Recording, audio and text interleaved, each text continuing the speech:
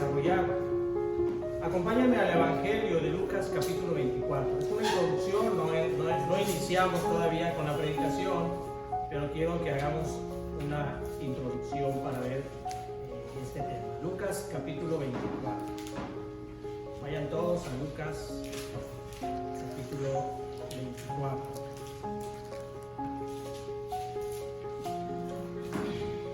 Lucas capítulo 24, iniciando en el versículo 13, nos habla acerca, esto ocurre después de la muerte de nuestro Señor Jesucristo y de la resurrección. Nos dice que iban dos de sus discípulos camino a una aldea llamada Emaús. Es un pasaje que la mayoría de nosotros conocemos. Y dice que cuando iban caminando estos dos de sus discípulos, se les acercó nuestro Señor Jesucristo y ellos no lo reconocen. Y entonces el Señor les pregunta de qué hablan y ellos le comienzan a platicar acerca de lo que acababa de suceder, cómo habían matado a Jesús y le narran todo acerca de lo que había sucedido.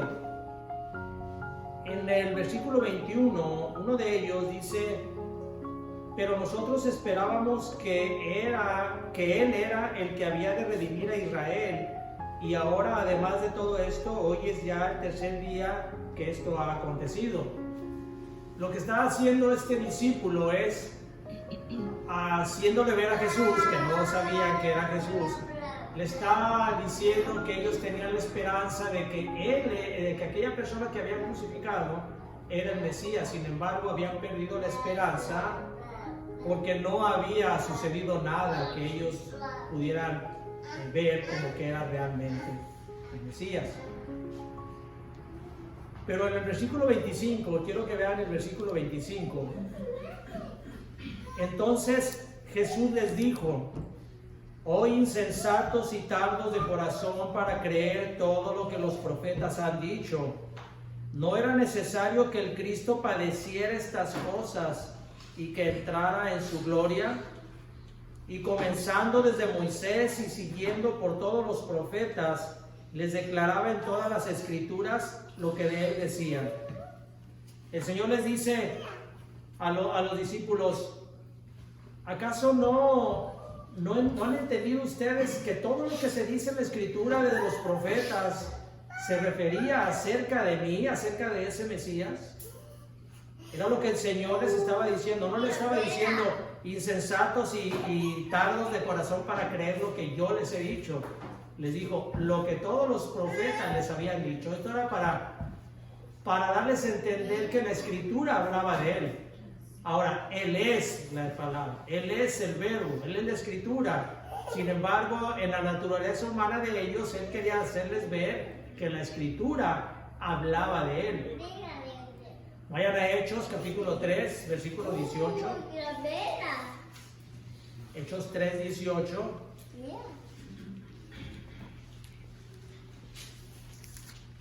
Dice: pero Dios ha cumplido así lo que había antes anunciado por boca de todos sus profetas, que su Cristo había de padecer. Versículo 24 dice: y todos los profetas desde Samuel en adelante, cuantos han hablado, también han anunciado estos días. ¿Por qué he querido mencionar estos versículos, hermanos? Porque si nosotros no entendemos que toda la Biblia se trata de Cristo, entonces estaremos prácticamente nadando en círculos. Estaremos sin ninguna meta, sin ningún lugar específico a donde ir, perdidos en un montón de historias hermosas, pero desarticuladas. O en el mejor de los casos articuladas, pero mal articuladas, que vendría siendo lo mismo.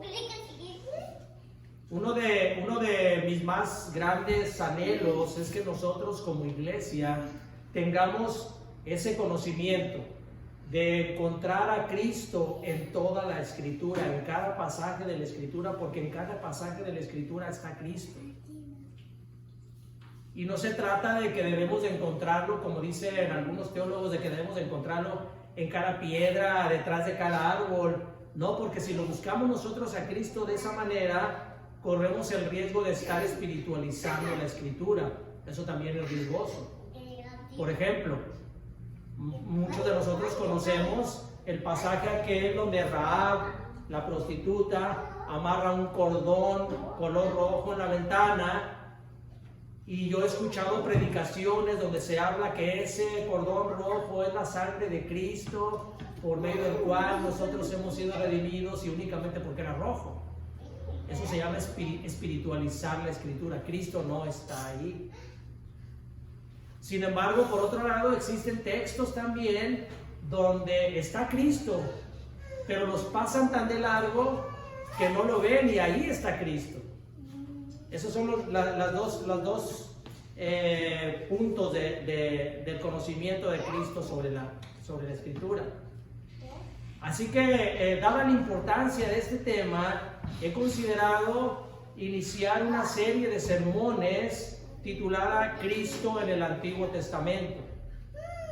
Vamos a iniciar esta serie de sermones. Recuerden que estamos también con la serie sobre el libro de Romanos. No vamos a dejar de estudiar el libro de Romanos. Vamos a estar intercalando las predicaciones sobre estos dos temas, para de esa manera ir conociendo diferentes partes de la Escritura. Así que lo que vamos a hacer, hermanos, he querido hacer introducción para poder nosotros entender por qué estamos iniciando esta serie de Cristo en el Antiguo Testamento. Lógicamente, por razones de tiempo, nos llevaría mucho tiempo, muchos años, si nosotros queremos estar en cada pasaje, estar desarrollándolo para estar viendo a Cristo en cada pasaje, nos llevaría mucho tiempo. Así que lo que vamos a hacer, hermanos, va a ser desarrollar únicamente aquellos pasajes centrales que tengan que ver con la salvación, para ir viendo desde el Antiguo Testamento cómo la salvación y la obra de Cristo y la persona de Cristo se fue desarrollando y se fue viendo desde el Antiguo Testamento. Utilizaremos algunos pasajes, como por ejemplo el día de hoy, el tema que vamos a ver el día de hoy es la promesa de un Redentor, que lo encontramos en Génesis capítulo 3, versículo 15, pero para ello vamos a tener que hacer un reconocimiento del capítulo 1 y el capítulo 2, pero de una manera más ligera, que nos lleve al capítulo 3, que es el tema que vamos a desarrollar. Si nosotros consideráramos el capítulo 1, ahí está Cristo. En el capítulo 2 está Cristo también, pero como les digo, nos llevaría muchos años hacer esta exégesis de toda la Escritura, y por lo tanto veremos únicamente pasajes que tengan que ver con el proceso y el plan de redención. Así que, hermanos, me emociona mucho de verdad poder predicar este tema, y es difícil, oren, hermanos, vamos a estar orando todos para que el Señor nos ayude a poder entender esto. Oren por mí también, para que el Señor me dé la sabiduría que necesito para poder predicarlo de la manera correcta, de la manera en que glorifique el nombre de nuestro Señor Jesucristo. Así que vamos como esa es una manera únicamente para introducir esta serie de predicaciones que vamos a hacer. Vamos entonces, hermanos, a abrir, ahora sí, vamos a nuestra predicación, y abran sus Biblias en Génesis capítulo 1. Génesis capítulo 1. Y dice así: en el principio creó Dios los cielos y la tierra. Vamos a orar. Bendito Padre, te damos gracias por este momento de la predicación. Te ruego, Señor, que me des de tu sabiduría para poder predicarla de manera correcta. También, Señor, te pido que nos des corazones receptores para poder recibir tu palabra con amor, y de esa manera también, Señor, podamos aplicarla en nuestra vida. Te lo pedimos en el bendito nombre de Jesús. Amén. La historia de la creación inicia como debería de iniciar. En el principio, dice la Escritura. Y este principio es el momento en que Dios puso en marcha el reloj del tiempo, por medio del cual sus criaturas se iban a regir o se iban a dejar guiar por ese principio del tiempo. Porque antes de este principio, antes del inicio que nos marca aquí Génesis, que nos dice la Escritura, no existía el tiempo, sino que existía una eternidad en la cual únicamente Dios puede habitar. Así que el tiempo se hizo para que nosotros, para que todas las criaturas y para que toda la creación se rigiera bajo ese principio, pero para Dios no existe el tiempo. Dice entonces, en el principio Dios creó los cielos y la tierra. Y cuán grandiosa fue esa creación. El Dios único, el Dios eterno, se reveló en todo su esplendor en la creación, y aún así, hermanos, es poco lo que nosotros podemos ver de la gloria realmente de Dios. Si nosotros nos admiramos con la creación de Dios, que nosotros podemos ver, cuánto más no nos hemos de admirar cuando estemos en la presencia de Dios, viendo su gloria magnífica, su gloria eterna. Dice el Salmo 19, versículos 1 y 2, dice: los cielos cuentan la gloria de Dios, y el firmamento anuncia la obra de sus manos. Un día a otro día emite sabiduría, y una noche a otra noche declara sabiduría.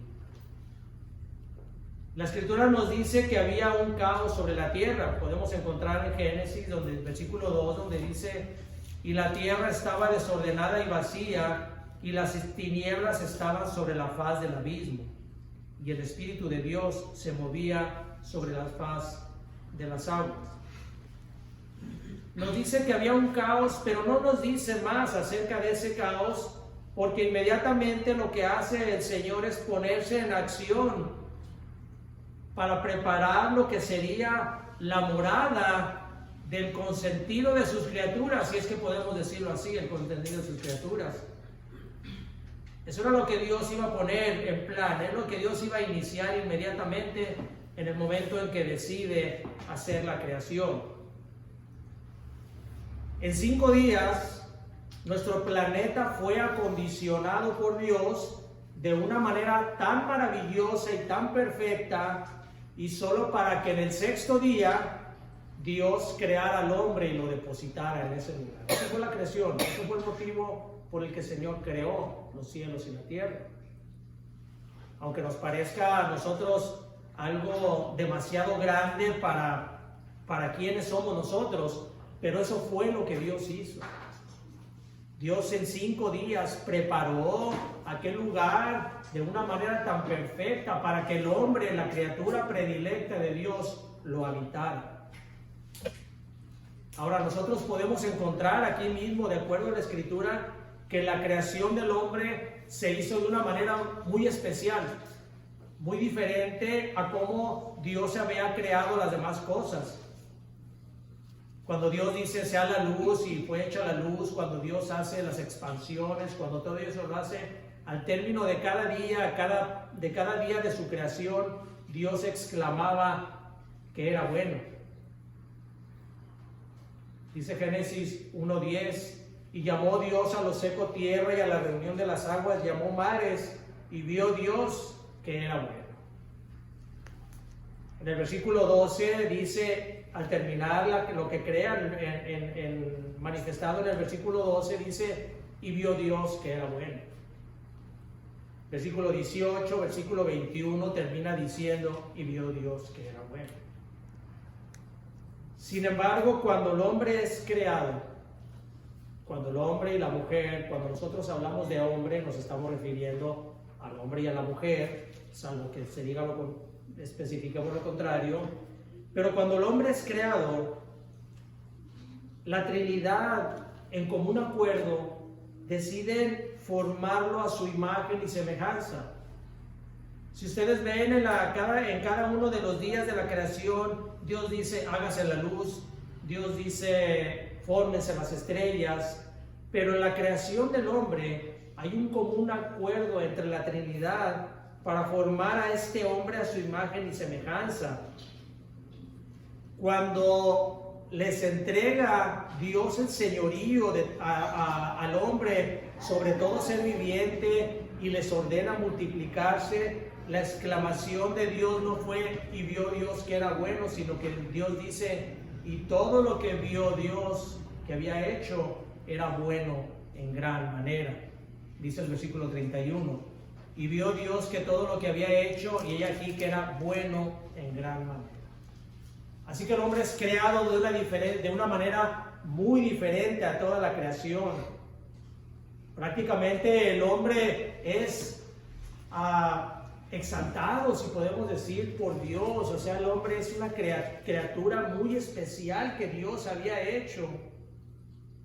Fue en este momento, en el día sexto, en el que Dios decidió coronar su obra, poniendo a aquella criatura que Él había elegido, aquella criatura que había hecho en común acuerdo con la Trinidad, para que gobernara sobre aquel reino que Dios había decidido establecer sobre la tierra.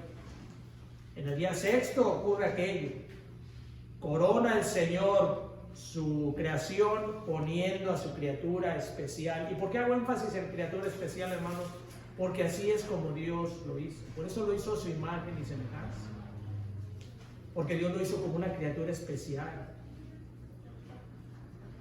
Ahora la pregunta es, ¿por qué esta criatura era especial para Dios? Y la respuesta es porque Dios lo creó a su imagen y semejanza. En 1 Corintios 11:7 nos dice que el hombre es la imagen y la gloria de Dios.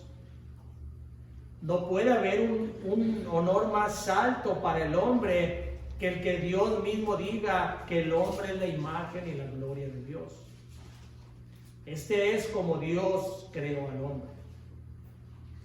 Ahora, la imagen y semejanza del hombre hacia Dios estaba reflejada tanto en el aspecto intelectual como en el aspecto moral de Adán. Recuerden que estamos hablando de la creación del hombre antes de la caída. Es por eso que el énfasis que se da en esto es para que veamos nosotros lo bueno que hizo Dios al hombre. ¿Por qué? Porque era el hombre antes de la caída. Así que en su aspecto intelectual, en el aspecto moral de Adán, había una perfección que Dios había puesto. En el aspecto intelectual encontramos en Adán el conocimiento, la capacidad de Adán para conocer las cosas. Adán, nos dice la Escritura, que fue capaz de poner los nombres a los animales de acuerdo a sus características. Dice aquí que el Señor le dio eso para que le pusiera el nombre de los animales. También el Señor le había dado inteligencia, que era otra de sus cualidades otorgadas por Dios, puesto que tenía él un claro conocimiento de Dios. Tenía inteligencia Adán porque él tenía el conocimiento claro de quién era Dios, de su naturaleza y de sus perfecciones. Además de que también tenía Adán la sabiduría para conocer sus deberes y de esa manera vivir la vida a plenitud. La sabiduría que Dios le había proporcionado a Adán era una sabiduría perfecta, porque él era capaz de conocer a Dios y de temer a Dios. Proverbios 1:7 dice que el principio de la sabiduría es el temor de Dios. Así que Adán era un hombre sabio. Adán conocía ese principio, practicaba ese principio, el temer y el amar a Dios, conocer a Dios. En el aspecto moral, como receptor de los atributos comunicables de Dios, Adán fue creado en justicia y en santidad. Adán fue creado aborreciendo lo que es malo y amando lo que es bueno. Su voluntad estaba atada a la voluntad de Dios. No había en él apetitos carnales que lo desviaran y que atentaran en contra de su santidad. Adán había sido creado bueno. Es por ello que no había ningún rasgo de maldad. Dice Eclesiastés 7:29, he aquí solamente esto he hallado, que Dios hizo al hombre recto, pero ellos buscaron muchas perversiones. Dios hizo a Adán de una manera recta, de una manera perfecta. A imagen de Dios lo creó. Por eso en Efesios 4:24 el apóstol Pablo nos invita a nosotros, nos exhorta a nosotros a vestirnos del nuevo hombre y dice, creados según Dios en la justicia y santidad de la verdad. Porque Dios así creó al hombre en la justicia y en la santidad de la verdad. Esta debe de ser la condición de todo hombre que ha sido regenerado, vestirse del nuevo hombre. Un hombre que ha sido redimido por la sangre de Cristo es un hombre nuevo, creado según Dios en la justicia y en la santidad de la verdad. Así que tanto en el aspecto intelectual como en el aspecto moral, el cristiano debe de ser muy diferente a lo que era antes, cuando estaba en el mundo perdido sin Cristo. Deberíamos nosotros de tener esa misma cualidad intelectual y moral que Adán tuvo en el huerto del Edén, porque así es como fue creado el hombre. Así que esta era la imagen de nuestros primeros padres, estaban conformados completamente a la voluntad de Dios. Dios además les da a ellos una facultad que no les había dado ni a sus propios ángeles. Dios les da la facultad de procrear y multiplicarse sobre la faz de la tierra porque Dios quería tener una descendencia para él. Dios quería que del hombre tuviera una descendencia de adoradores en quien poder depositarle su amor y darle la responsabilidad y el privilegio de gobernar aquel reino que Dios estaba estableciendo en la tierra. Ese era un privilegio. Ni sus ángeles tenían la facultad que el hombre tenía. Era el consentido de la creación. Esta era entonces la vida de nuestros primeros padres, una vida de entrega, en amor y en obediencia. No había ninguna sombra que oscureciera su felicidad. Ahora, como depositario de una gran bendición, el hombre también tenía una gran responsabilidad. Más que todas las criaturas, al hombre se le daba una gran responsabilidad. Porque el hombre, siendo creado a la imagen de Dios, también se le había depositado en su corazón la ley moral. Tenía el hombre, Adán tenía la ley moral escrita en su corazón. Así que Dios, dándole todas las facilidades que le daba, dándole todos los privilegios que le daba y dándole todas las bendiciones que el Señor le daba, decide entrar en un pacto con Adán. Adán tiene todas las cosas que Dios le da y Dios le dice, voy a entrar en un pacto contigo, que se llama el pacto de obras. En este pacto, Adán tenía todas las de ganar. Cuando Dios establece un pacto, no establece un pacto en el cual el hombre pueda poner condiciones. Ese no es un pacto entre Dios y los hombres. Dios pone un pacto y el hombre lo cumple. Hay muchas bendiciones detrás de ese pacto, pero también hay responsabilidades y hay maldiciones cuando se incumple. Así que en este pacto que Dios hace con Adán, le dice Dios, todo lo que he creado es para ti. Tú podrás comer de todo lo que hay en el huerto. Nada más había una restricción. Dice en el versículo 16 y 17 del capítulo 2. Dice, y mandó Jehová Dios al hombre diciendo, de todo árbol del huerto podrás comer, mas del árbol de la ciencia del bien y del mal no comerás, porque el día que de él comieres, ciertamente morirás. El pacto que hacía Dios con Adán llevaba una promesa implícita que era el de darle la vida eterna si cumplía ese pacto.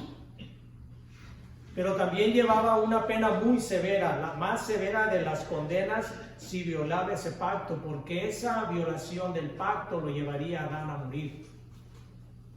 Pero Adán tenía todas las de ganar, no había nada en el cual el Señor le pusiera algo imposible. Dios le había dado a Adán el libre albedrío, y ese libre albedrío no había sido tocado por el mal, así de que Adán tenía siempre la facultad de poder escoger a Dios. Nosotros no tenemos un libre albedrío como lo tuvo Adán. tenemos el libre albedrío, pero el libre albedrío precisamente porque es dañado nos impide acercarnos a Dios. Por eso cuando las personas dicen que es debido a que ellos mismos deciden elegir a Dios, están completamente equivocados, porque nadie puede escoger a Dios, dice la Escritura. Porque nuestro libre albedrío, que muchos dicen, es que por mi libre albedrío elijo a Dios, es precisamente por el libre albedrío dañado que no podemos escoger a Dios. Pero Adán no tenía eso, él sí tenía la facultad de poder pecar o no pecar. Sí lo tenía, pero tenía más grandes bendiciones que lo llevaban más bien a obedecer a Dios que a no obedecer. Ahora, la condena para Adán era la pena de muerte. Y nosotros como humanos estamos muy familiarizados con la muerte y la vemos de una manera, como dicen, manera natural. Aunque la muerte no es natural, la muerte es antinatural. Porque Dios no creó al hombre para que muriera. Es por eso que la muerte para nosotros debería de ser antinatural, no debería de ser una muerte natural. Así que nosotros, como estamos muy familiarizados con esto de la muerte, no podemos apreciar en toda su magnitud el carácter tan dramático que fue ese castigo para Adán. Para Adán en específico, pero también para toda la raza humana. Porque siendo Adán nuestro representante dentro del pacto, al caer él, caímos todos nosotros. Esa fue la causa de que la humanidad cayera toda en pecado. Adán como nuestro representante en el pacto que hizo Dios con él. Adán al caer, al incumplir el pacto que se hizo, toda la humanidad caímos. Esas fueron las consecuencias del pacto violado por Adán. Dice Génesis 3, vamos a Génesis 3 y vamos a considerar desde el versículo 1. Dice, pero la serpiente era astuta, más que todos los animales del campo que Jehová Dios había hecho, la cual dijo a la mujer, ¿con que Dios os ha dicho, no comáis de todo árbol del huerto? Y la mujer respondió a la serpiente, del fruto de los árboles del huerto podemos comer, pero del fruto del árbol que está en medio del huerto, dijo Dios, no comeréis de él, ni la tocaréis para que no muráis. Entonces la serpiente dijo a la mujer, no moriréis, sino que sabe Dios que el día que comáis de él serán abiertos vuestros ojos y seréis como Dios, sabiendo el bien y el mal. Y vio la mujer que el árbol era bueno para comer y que era agradable a los ojos, y árbol codiciable para alcanzar la sabiduría, y tomó de su fruto y comió. Y dio también a su marido, el cual comió así como ella. Entonces fueron abiertos los ojos de ambos y conocieron que estaban desnudos. Entonces cosieron hojas de higuera y se hicieron delantales. Y oyeron la voz de Jehová Dios que paseaba en el huerto al aire del día. Y el hombre y su mujer se escondieron de la presencia de Jehová Dios entre los árboles del huerto. Mas Jehová Dios llamó al hombre y le dijo, ¿dónde estás tú? Y él respondió, oí tu voz en el huerto y tuve miedo porque estaba desnudo y me escondí. Y Dios le dijo, ¿quién te enseñó que estabas desnudo? ¿Has comido del árbol de que yo te mandé no comieses? En el momento en que Adán come del árbol que se le había prohibido que comiera, entró la muerte en el mundo. Adán no conocía enfermedades porque no las sabía. Tampoco conocía el deterioro de su organismo porque se mantenía él del árbol de la vida. Pero a partir de esto, el cuerpo de Adán se iría degradando hasta convertirse en el polvo del cual él había sido formado. La esperanza de vida eterna que Adán tenía se le había esfumado, y esto no se trataba únicamente de que Adán iba a morir en ese periodo estacionario de tiempo, sino que su muerte sería una muerte eterna. Porque no únicamente moriría como un ser orgánico, sino iba a morir también como un ser espiritual. Y ya que el espíritu es atemporal, también sufriría los estragos de la muerte. Por eso la muerte de Adán sería una muerte eterna. Por esta violación al pacto con Dios, Adán estaba condenado en cuerpo y espíritu al fuego del infierno. Y toda la humanidad estaba siendo arrastrada con él. Adán había perdido la imagen de Dios y por lo tanto había perdido la comunión que tenía con él. Esto le ocasionaba que a partir del momento en que come del fruto del árbol de la ciencia del bien y del mal, Adán iba a ser dominado, ya no iba a ser guiado por el Espíritu de Dios. Ahora Adán iba a ser dominado por fuerzas diabólicas que lo iban a estar tratando de dominar mediante pasiones y deseos malignos, lo cual finalmente lo llevaría a la condenación eterna. Ahora, aun cuando nosotros, hermanos, consideramos el estado tan deplorable en que cayeron nuestros primeros padres y nos llena de asombro y de vergüenza y de terror, nos llena de asombro por la falta de inteligencia mostrada en Adán al cambiar las bondades santas de Dios por los placeres que el diablo le estaba ofreciendo.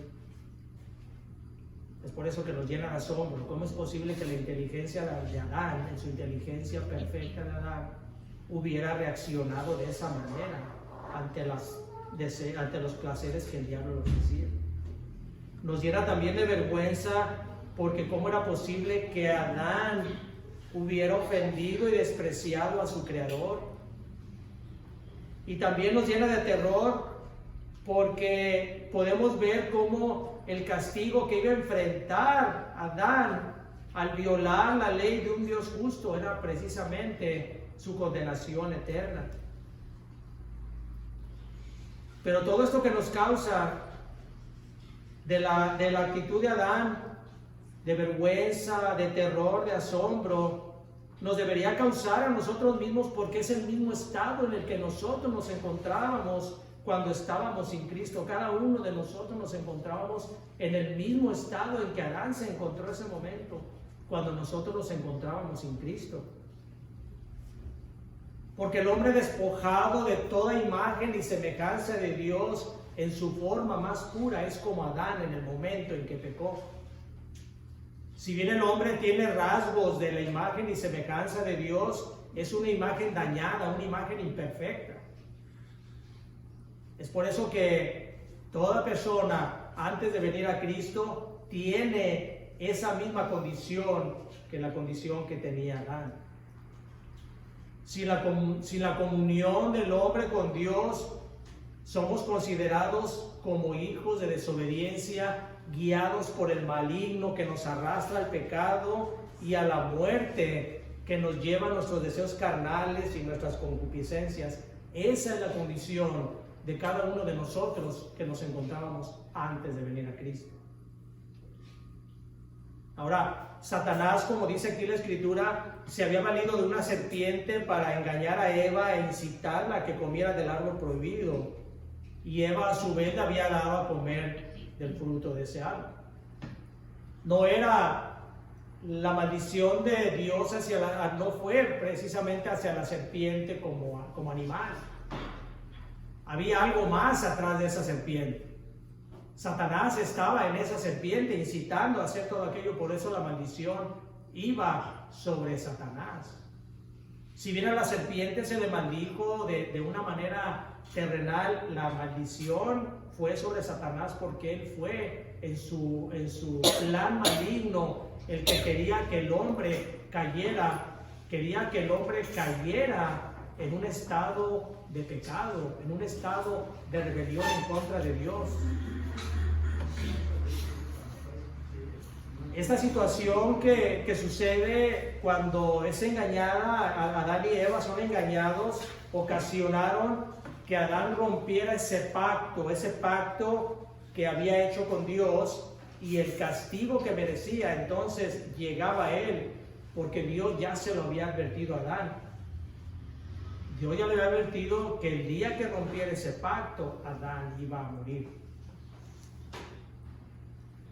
Así que la actitud malvada de Satanás no pasó desapercibida ni tampoco fue dejada sin castigo. La sentencia pronunciada sobre el demonio era una sentencia adecuada al crimen que había cometido. Satanás había tratado engañosamente de hacer amistad con la mujer, y es por ello que el castigo que Dios le daba era que ahora iba a estar en una enemistad perpetua la descendencia de la serpiente y la descendencia de la mujer. Y tampoco esto se habla de una rivalidad entre las serpientes que de por sí, pues sí, son, no las puede uno tolerar, pero no es la rivalidad de la que Dios se refería entre la serpiente y la mujer. La serpiente se refiere a la rivalidad que iba a haber entre los hijos de Satanás y los hijos de Dios. Y aún más específicamente, la sentencia definitiva la iba a ejecutar la simiente de la mujer, que es Cristo, y la ejecutaría sobre la cabeza de Satanás. Esa era la maldición que Dios le daba. Romanos 16:20 dice: y el Dios de paz aplastará en breve a Satanás bajo vuestros pies. La gracia de nuestro Señor Jesucristo sea con vosotros. Hasta aquí el estado del hombre se había vuelto miserable. Estaba arruinado por su propio pecado, y no únicamente se había arruinado él, había arruinado a toda la humanidad, sino que había arruinado a toda la creación. Génesis 3:17 le dice Dios a Adán: maldita será la tierra por tu causa. Toda la creación fue dañada por la entrada del pecado que permitió Adán. El plan de Dios de instaurar un reino sobre la tierra parecía frustrarse con este hecho. No había manera de que alguien pudiera pagar la ofensa que Adán le había hecho a Dios, ni tampoco Dios podía dejarla pasar, porque Dios es un Dios justo, Dios es un Dios santo, y el pecado tenía que castigarse. Así que esta era una muy mala noticia para la humanidad. Toda la humanidad, a partir de Adán, estaría condenada a una muerte eterna. Sin embargo, y aquí viene la buena noticia, pero Dios, en su sabio consejo, que es todo bondad, que es todo justicia, toda santidad, y además siendo Dios omnisciente, que conoce todas las cosas de todos los tiempos, en ese amor que tuvo por el hombre y previendo su caída, le agradó a Dios hacer un pacto de gracia entre la Trinidad. Y esa es la buena noticia para todos, hermanos. Dios, en sus tres personas desde la eternidad pasada, hizo un pacto por medio del cual salvaría a un remanente escogido de entre toda la humanidad. Ese era lo que Dios, previendo la caída del hombre, tenía ya desde antes de la fundación del mundo, ese pacto hecho entre las tres personas de la Trinidad. En ese pacto de redención, el Hijo se entregaría voluntariamente como ofrenda por nuestros pecados, para satisfacer la justicia del Padre que había sido ofendido. No había quien pudiera, no había nadie más, ningún ser humano podía satisfacer esa justicia. El pecado que había cometido Adán había sido de tal manera que nadie podía satisfacer la justicia de Dios. Así que el Hijo, en ese plan de redención, se ofrece voluntariamente para venir y con su vida ofrecerse en ese sacrificio para satisfacer la justicia del Padre que había sido ofendido. Y una vez satisfecha la justicia del Padre, entonces esa justicia sería aplicada a todos los elegidos por medio del Espíritu Santo, para que entonces ellos pudieran ser declarados justos. Vayan a 2 Timoteo, capítulo 1, versículos 9 y 10. Según a Timoteo, capítulo 1, versículos 9 y 10, y dice: quien nos salvó, está hablando del Señor, y llamó con llamamiento santo, no conforme a nuestras obras, sino según el propósito suyo, y la gracia que nos fue dada en Cristo Jesús antes del tiempo de los siglos, pero que ahora ha sido manifestada por la aparición de nuestro Salvador Jesucristo, el cual quitó la muerte y sacó a la luz la vida y la inmortalidad por el Evangelio. Desde antes de la fundación de los siglos, antes del tiempo de los siglos, dice aquí, ya había sido designada esa obra, ese propósito de venir a redimir a todos aquellos que el Señor había elegido para salvación. Allá adelantito, en Tito capítulo 1, versículos 1 y 2 dice: Pablo, siervo de Dios y apóstol de Jesucristo, conforme a la fe de los escogidos de Dios y el conocimiento de la verdad que es según la piedad, en la esperanza de la vida eterna, la cual Dios, que no miente, prometió desde antes del principio de los siglos. ¿Cuándo entonces se hizo esa promesa de salvación? Antes del principio de los siglos. Antes de que el tiempo iniciara, Dios ya tenía ese plan de redención, ese pacto de redención entre la Trinidad había sido establecido para ser aplicada sobre los hombres elegidos por Dios. Este pasaje es la semilla que fue germinando y creciendo hasta llegar hasta el fruto, a dar fruto en la crucifixión y la resurrección de nuestro Señor Jesucristo. Si nosotros no vemos a Cristo en Génesis 3:15, y si no lo vemos de la manera en que debemos verlo, como ese evangelio, como ese plan de redención establecido por Dios, entonces nosotros estaremos perdiendo el hilo conductor que une todos y cada uno de los pasajes de la Biblia. Y perderemos la esencia de la Escritura, que no es otra cosa más que la obra redentora por parte de Cristo. Esta es en sí la esencia de la Escritura. La Biblia no fue escrita con pasajes aislados o libros aislados que nos enseñan cuestiones moralistas, aunque tiene muchas cosas. Pero la Biblia inicia con el plan de redención de Cristo sobre la humanidad. Dios estableció la creación para poner ahí al hombre, pero la Biblia, el contenido de la Biblia, todo se refiere a nuestro Señor Jesucristo. De ahí la importancia que nosotros entendamos y veamos a Cristo en el Antiguo Testamento, porque en cada pasaje se manifiesta, se va desarrollando ese plan de redención que va a ser completamente revelado, que nos es revelado en la obra de Cristo en la cruz. El amor de Dios por los hombres es tan grande que aun cuando recibió la ofensa de Adán, que llevaría como destrucción toda la raza humana, en su condescendencia voluntaria decidió entregar a su Hijo, sacrificándolo como ofrenda para el perdón de los pecados, de mis pecados, de sus pecados, de los pecados de todo el mundo. Al recibir el perdón de pecados por poner nuestra fe en Cristo, somos declarados justos y ya no hay más condenación sobre nosotros. Este es un regalo de gracia que no merecemos, y es de gracia porque no se trata de alguna obra que nosotros hayamos hecho para recibir.